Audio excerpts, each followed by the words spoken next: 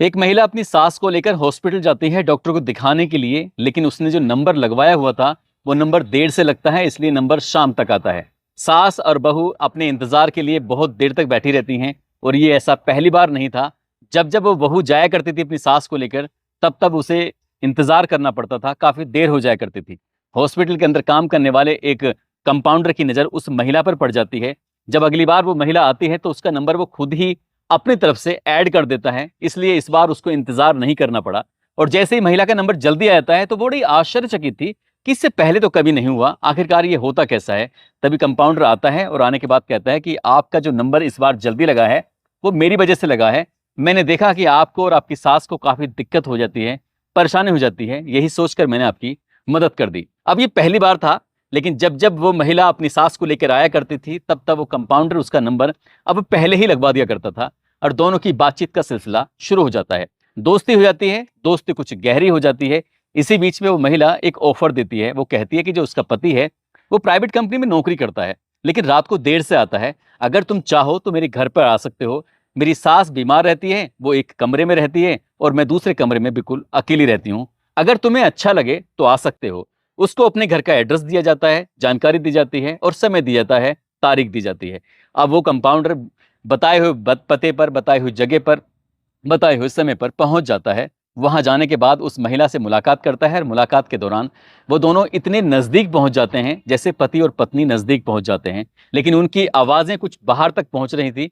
तभी सास ने आवाजें सुनी कि घर के अंदर इस पत्नी के अलावा, यानी कि उसकी बेटी की बहू के अलावा शायद कोई और भी है। वो आकर जब देखती है झांक कर, तो वो महिला उस कंपाउंडर के साथ जब होती है तो सास को गुस्सा आ जाता है और यहीं से एक भयानक कत्ल होता है। एक नहीं, उसके बाद फिर एक और कत्ल होता है। दो कत्ल के बाद ये मामला फिर कोर्ट पहुंचता है और कोर्ट में जज को ये कहने के लिए मजबूर होना पड़ता है कि इस व्यक्ति को तब तक फांसी के फंदे पर लटका के रखा जाए जब तक कि इसके प्राण ना निकल जाएं। आज की इस कहानी को सुनने के बाद आप लोग भी सोचने पर मजबूर हो जाएंगे, आप भी सिहर जाएंगे कि इस दुनिया में कैसे कैसे प्रवृत्ति के इंसान रहते हैं। आदाब, नमस्कार, सत श्री अकाल। मैं उस्मान सैफी। आज की जो सच्ची घटना मैं आपको सुनाने जा रहा हूँ, ये सच्ची घटना है गुजरात प्रदेश के जिला अहमदाबाद का। एक थाना लगता है ओढ़व, जो कि अहमदाबाद से लगभग 12 किलोमीटर के आसपास है। बात कर रहा हूँ 3 जून 2017 की रात, लगभग 8 बजे के आसपास का वक्त हो रहा था। 33 या 34 साल का एक युवक, जो कि दुबला पतला है, वो अचानक ही अपने घर के बाहर खड़ा हुआ है। मकान नंबर है D147। उसके कंधे पर एक थैला लटका हुआ है और थैले में कुछ सामान रखा हुआ था। वो पहले खड़ा होता है D147 के बाहर, कुछ इंतजार करते हुए उसकी बेल दबाता है। जैसे ही बेल दबती है, लेकिन पहली बेल पर कोई रेस्पॉन्स नहीं आता, कोई आवाज नहीं आती। उसके बाद फिर दोबारा से वो बेल दबाता है और जैसे ही बेल दबती है उसके बाद भी कोई रेस्पॉन्स नहीं आ रहा था। उसने फिर थोड़ा सा इंतजार किया और तीसरी बार फिर से बेल दबा देता है। जब तीसरी बार बेल दबाता है तब उधर से आवाज आ रही थी कि रुको, मैं खाना बना रही हूँ, आज लगता है कि तुम थोड़ा जल्दी आ गए हो। बस इतना कहना था। दरवाजा जैसे खुलता है, वो बुजुर्ग महिला थी। बुजुर्ग महिला ने, जिसका नाम होता है कंचन मोदी, कंचन मोदी, जिसकी उम्र लगभग 55 साल के आसपास होती है, दरवाजा खोलती है। सामने एक अनजान शख्स खड़ा हुआ था, उसके कंधे पर एक थैला लटका हुआ है। उसको देखने के बाद वो पूछती है कि तुम यहाँ क्या कर रहे हो, तुम कौन हो। इस तरह की बातें की जाती है। तो वो अंदर जाता है। इससे पहले कि वो महिला चीखती चिल्लाती कुछ करती, वो अपने थैले में से कुल्हाड़ी निकालता है। कुल्हाड़ी को लोहे की तरफ से पकड़ता है और उसके पास जो डंडा लगा हुआ था लकड़ी का, उस डंडे को पूरी ताकत के साथ उस महिला के सर में मार देता है। जैसे ही उस महिला के सर में लगता है, महिला बेहोश होकर जमीन पर गिर जाती है।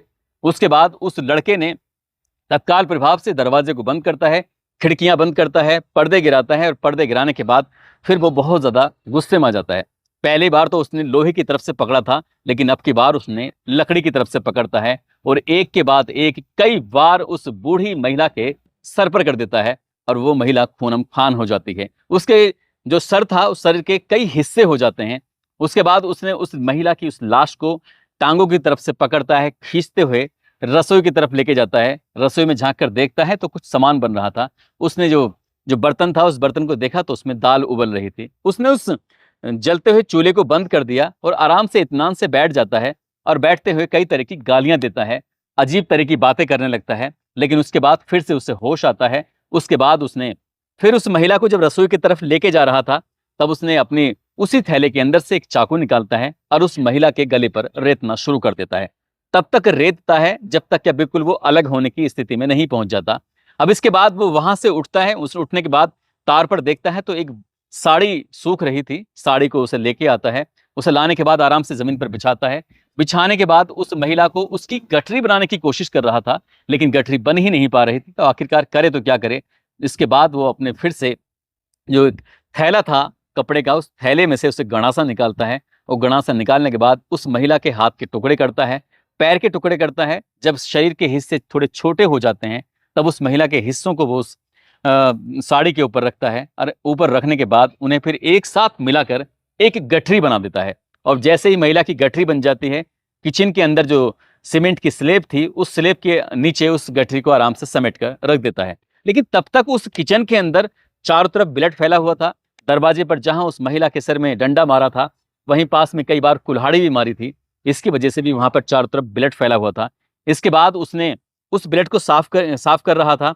किचन में जाता है, फिर किचन में साफ सफाई करता है। उसकी नजर पड़ती है दीवार पर, दीवार पर भी चारों तरफ ब्लड फैला हुआ है। आखिरकार उस ब्लड को भी साफ सफाई उसकी कर देता है। अब उसे लगता है कि वो पूरी तरह से साफ सफाई करके हट चुका है, सब कुछ ठीक हो चुका है, ओके हो चुका है। और इसी बीच में एक बार फिर से घंटी बज जाती है।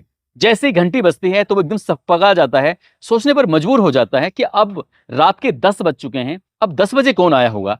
तुरंत ही उसने अपने आप को संभालने की कोशिश की, हाथ वाथ अपने साफ किए। और साफ करने के बाद दूसरी घंटी बजती है, तीसरी घंटी बजती है। तीसरी घंटी पर जाकर दरवाजा खोल देता है। और जैसे दरवाजा खोलता है तो कंचन मोदी का जो बेटा होता है, जिसका नाम विपुल मोदी होता है, आखिरकार विपुल मोदी को देखकर वो भी घबरा जाता है और विपुल मोदी उसको देखकर घबरा जाता है। एक दूसरे से सवाल, खासकर विपुल मोदी पूछता है कि तुम यहां कैसे आए, तुम क्या कर रहे थे अंदर, इस घर के अंदर। जब इस तरह की बातें आती हैं तो वो कहता है कि मैं कुछ नहीं कर रहा था। इस तरह के बहाने लेता है। वो विपुल जैसे ही अपने घर के अंदर जाता है, वो पूछता है कि मेरी माँ कहाँ पर है। जैसे ही माँ के बारे में पूछता है, वो कहता है कि तुम्हारी माँ रसोई के अंदर है, किचन के अंदर है, जाकर देख लो, जाकर मिल लो, उनसे बातचीत कर लो।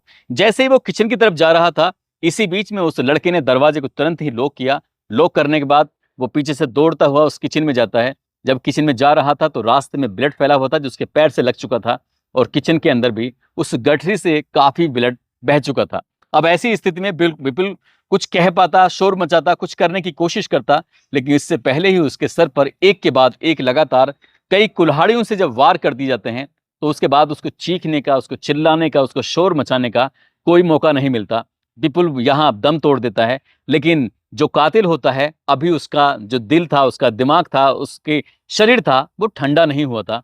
इसके बाद फिर से वो अपने सामान को लेके लग जाता है, कभी चाकू से, तो कभी गणासे से, तो कभी कुल्हाड़ी से। अब विपुल के भी वो शरीर के अलग अलग कई हिस्से कर देता है।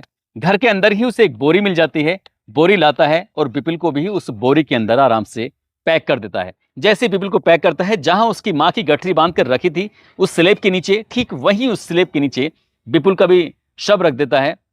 और फिर से उसे अपनी रसोई को साफ सफाई करनी थी। साफ सफाई करने के बाद वो आराम से तसल्ली से जाता है, अपने जो सामान थे, औजार थे, उन औजार से जिससे कत्ल किया था उनको वो साफ सफाई करता है, धोता है एक एक चीज को बड़ी तसल्ली से, आराम से। उसके बाद जहां जहां भी ब्लड उसको दिखाई देता है, वहां वहां वो साफ सफाई करता है। और देखते ही देखते कब रात के 11 बज जाते हैं उसको पता ही नहीं चलता। रात 8 बजे से उसने ये काम करना शुरू किया था और 3 घंटे हो जाते हैं, यानी कि रात के 11 बज जाते हैं। वो थोड़ा थक चुका था, इसलिए वो अपने कमर को आराम देने के लिए वहीं पास में एक पलंग पड़ा हुआ था, पलंग पर जाकर लेट जाता है। और जैसे ही पलंग पर लेटता है तो उसकी आंख लग जाती है, वो सो जाता है। उसे जब सुबह के लगभग 4:30 बजे के आसपास का वक्त हो रहा था, एकदम से हड़बड़ाते हुए उसकी आंख खुलती है। वो देखता है कि सुबह के 4:30 बज चुके हैं, यानी कि वो घटना शुरू होती है 3 जून 2017 की रात को। अब घटनाक्रम जो आगे समय बढ़ चुका था, वो 4 जून 2017 की सुबह लगभग 4:30 बजे के आसपास का वक्त हो रहा था। उसने अपने आप को भी संभाला, अपने उस थैले को संभालता है, थैले के अंदर वापस सामान रखता है और यहाँ सामान रखकर वो इस घर को बंद करता है और यहाँ से आराम से निकल जाता है, रफू चक्कर हो जाता है। अब इसके बाद एक एक करके कई दिन बीत जाते हैं। 3 की ये घटना थी, 3, 4, 5, 6 तारीख की बात है। 6 जून 2017 की सुबह लगभग 8 बजे के आसपास का वक्त रहा होगा, जो इस घर के ठीक सामने, यानी कि D147 के ठीक सामने एक घर होता है। उसमें अशोक भाई प्रजापति रहते हैं। अशोक भाई प्रजापति को अजीब सी दुर्गंध आ रही थी, स्मेल आ रही थी। वो सोचते हैं कि आखिरकार ये कहाँ से आ रही है। तब वो इधर उधर देखने की कोशिश कर रहे थे अशोक भाई प्रजापति। उसके बाद आसपास के लोगों से पूछते हैं और देखते देखते उन्हें पता चलता है कि D-147 से ज़्यादा दुर्गंध आ रही है। आसपास के लोगों को भी इकट्ठा कर लेते हैं। अब इस घर को लगातार वो आहट करने की कोशिश कर रहे थे, खटका करने की कोशिश कर रहे थे, लेकिन कोई रेस्पॉन्स जब नहीं आ रहा था, तब वो मकान मालिक को संपर्क करते हैं, दिव्येश भाई जिनका नाम होता है। दिव्येश भाई को मौके पर बुलाते हैं और मौके पर बुलाने के बाद वो कहते हैं कि आपके घर से कुछ अजीब तरह की स्मेल आ रही है, जो किराएदार हैं आपके, वो किराएदार दरवाजा खोल नहीं रहे हैं। उसके बाद दिव्येश भाई मौके पर पहुंच जाते हैं और वो पुलिस को फोन करते हैं। तो इंस्पेक्टर NL देसाई अपनी टीम के साथ मौके पर पहुंच जाते हैं। तब तक दरवाजा खुला नहीं था। अब NL देसाई ने आसपास के लोगों की मौजूदगी में उस दरवाजे को जब खोलते हैं, अब दरवाजे के खुलने के बाद जब अंदर जा रहे थे, तो जाते जाते वो पहुंच जाते हैं उस रसोई में, उस किचन के अंदर, उस स्लैब के नीचे जो 2 गठरियां, एक बोरी में बंधी हुई, दूसरा साड़ी में बंधी हुई थी। अब उसके अंदर देखते हैं कि लाश थी, लेकिन किसकी थी? क्योंकि 3 दिन में उन लाशों की स्थिति पूरी तरह से बिगड़ चुकी थी, उनमें कीड़े पड़ चुके थे, लोगों का 1 सेकंड भी रुकना वहां पर दुश्वार हो रहा था, मुश्किल हो रहा था। अब इसके बाद दिव्येश से पूछा जाता है कि ये किसकी लाशें हैं? वो कहते हैं कि मुझे कोई जानकारी नहीं है किसकी लाशें हैं। उन लाशों को बाहर निकालने के बाद देखा जाता है, उनके फोटो वोटो खींचे जाते हैं। तभी पुलिस एक FIR दर्ज करती है। IPC की धारा 302, 201, गुजरात पुलिस एक्ट 135/1 के तहत मुकदमा दर्ज कर लिया जाता है। दिव्येश से पूछा जाता है कि आखिरकार यहाँ कौन रहता था, इनके नाम पता क्या है, इनके बारे में कोई जानकारी जुटाई बताइए। तो बताते हैं कि उसके दूर के एक रिश्तेदार हैं, जो चाचा लगते हैं, नाम उनका सुरेश भाई है। सुरेश भाई का एक बार उनके पास फोन आता है। वो कहते हैं कि उनका बेटा है विपुल, जो कि उसकी नौकरी अहमदाबाद में लग गई है, इसलिए उसे घर चाहिए। तब मैंने, यानी कि दिव्येश ने, सुरेश भाई के कहने पर आकर उसके बेटे को घर दे दिया था। अब इस घर के अंदर उसने पूछा कितने लोग रहते हैं, तो बताया जाता है कि इस घर के अंदर कंचन बेन मोदी, यानी कि वो महिला जिसकी उम्र लगभग 55 साल के आसपास होती है, विपुल भाई मोदी जिसकी उम्र लगभग 36 साल के आसपास होती है, उसकी पत्नी सुजाता जिसकी उम्र लगभग 33 या 34 साल के आसपास होती है, और एक बेटी वैष्णवी। ये 4 सदस्य रहते हैं, लेकिन मौके पर 2 की लाशें मिल जाती हैं।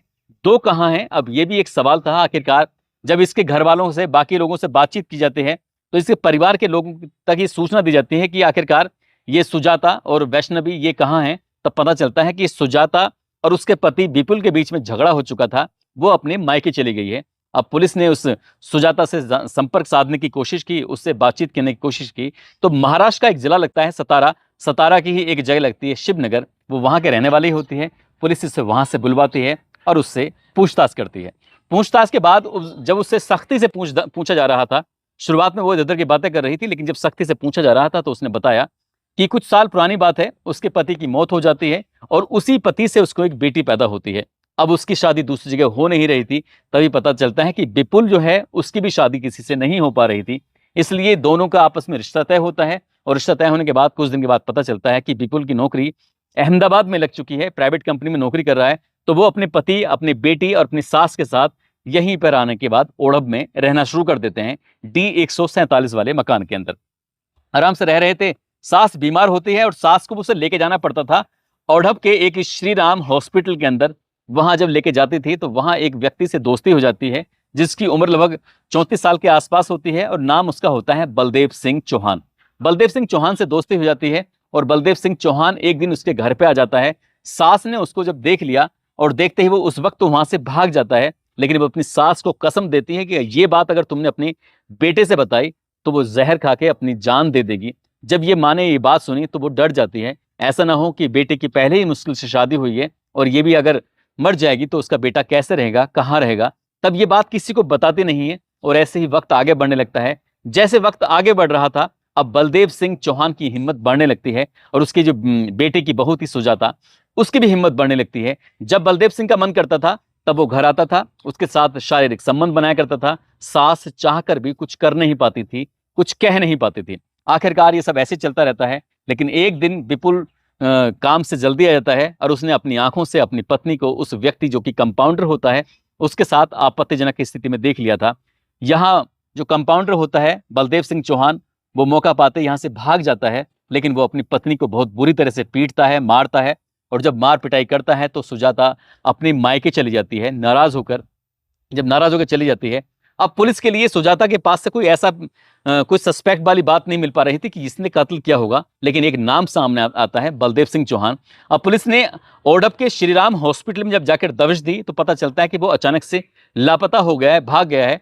पुलिस ने आखिरकार उसको तलाश करना शुरू किया और कड़ी मशक्कत के बाद आखिरकार 1-2 दिन बीत जाते हैं, वो पुलिस उसे हिरासत में लेती है और जैसे ही उसे पुलिस हिरासत में लेती है तब उससे बातचीत करना शुरू किया जाता है। कंपाउंडर बलदेव सिंह चौहान आखिरकार पुलिस की पकड़ में आने के बाद जो कहानी सुनाता है वो बताता है कि वो जब घर में अचानक से आ जाया करता था तो ये आकर इस सुजाता के साथ ऐसे अवैध संबंध वो बनाया करता था, लेकिन पति को जैसे ही पता चलता है तो उसने उसके साथ मारपीट की और मारपीट करने के बाद जब ये सुजाता चली जाती है तो उसे लगता है कि अब वो कब मिलेगा, कैसे मिलेगा, कहाँ मिलेगा। तभी वो गुस्से में आता है और 29 मई 2017 की शाम को जब वो घर पहुंचता है और जाकर उसकी सास से बातचीत करता है, यानी कंचन मोदी से बात करता है और जाकर कहता है कि तुमने अपनी बहू को क्यों भेज दिया, तो वो इतना गुस्सा करने लगती है, उसे गाली देती है कंपाउंडर को, उस पर हाथ छोड़ देती है और कंपाउंडर को बहुत ज़्यादा गुस्सा आ जाता है। कंपाउंडर यहाँ से जाता है और रास्ते में जब जा रहा था तभी उसको कुल्हाड़ी खरीदता है, चाकू खरीदता है, गंडासा खरीद लेता है और गंडासा खरीदने के बाद आराम से चला जाता है और उसे मौका मिलता है 3 जून 2017 की शाम लगभग 8 बजे के आसपास वो घर आता है। पहले माँ का कत्ल करता है, फिर बेटे का कत्ल कर देता है। पुलिस के सामने वो अपने जुर्म को कबूल कर लेता है। पुलिस उसे गिरफ्तार करके जेल भेज देती है। 24 अगस्त 2017 को इस मामले में अहमदाबाद की कोर्ट में चार्जशीट दाखिल कर दी जाती है।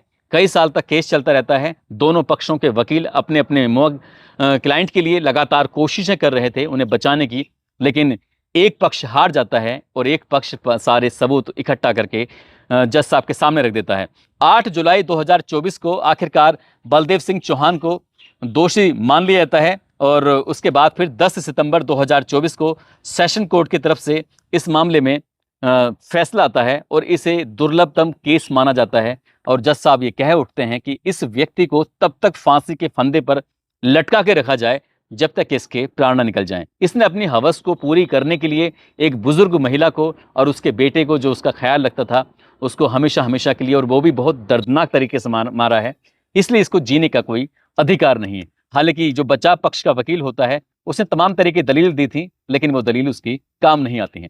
दोस्तों, इस पूरे घटनाक्रम को सुनाने का उद्देश्य किसी को परेशान करना नहीं है, किसी का दिल दुखाना नहीं है, बल्कि आपको जागरूक करना है, आपको सचेत करना है, आपको बताना है कि इस तरह से कोई भी जो अनचाहे रिश्ते बन जाया करते हैं, जैसे इस सुजाता का इस बलदेव सिंह चौहान के साथ ऐसा रिश्ता बना था और इस रिश्ते में उसने कहीं ना कहीं अपना अधिकार मान लिया था। वो जब चाहता था तब उसके पास आता था और ये सास उसको बर्दाश्त नहीं करती थी। उसका बेटा ने जब उसे पता चलता है तो बेटा बिल्कुल ही बर्दाश्त नहीं करता और उसके साथ फिर मार पिटाई जैसी नौबत आ जाती है और उसके बाद एक के बाद एक 2 कत्ल हो जाते हैं, वो भी बहुत भयानक रूप में।